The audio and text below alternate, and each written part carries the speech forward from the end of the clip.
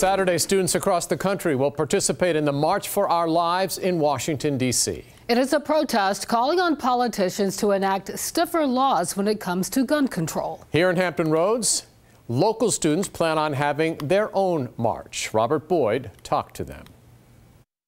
Tonight, students from across Hampton Roads were coming together to make signs and posters for this weekend's march. They say you're never too young to voice your opinion.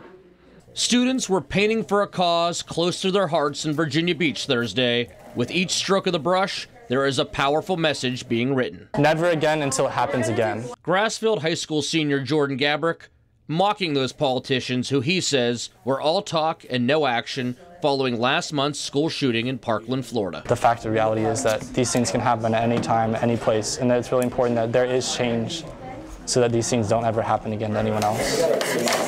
At another table, magic markers were being used to put more thoughts on poster board, like enough is enough and am I next?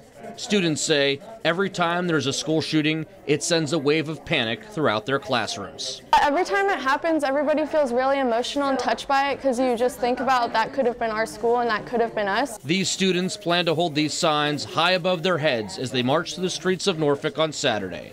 More than 2,000 people have already RSVP'd. I think it's super important that we're having these satellite marches. It shows like the solidarity across the whole nation for the victims of Parkland and just for gun violence. Caitlin Montessori and Maddie Anderton of First Colonial High School are responsible for organizing the bulk of the march, with some input from local group Indivisible 757. This was absolutely student run from the beginning. Of course, we had help from people who know what's the ins and outs, but this was all student led.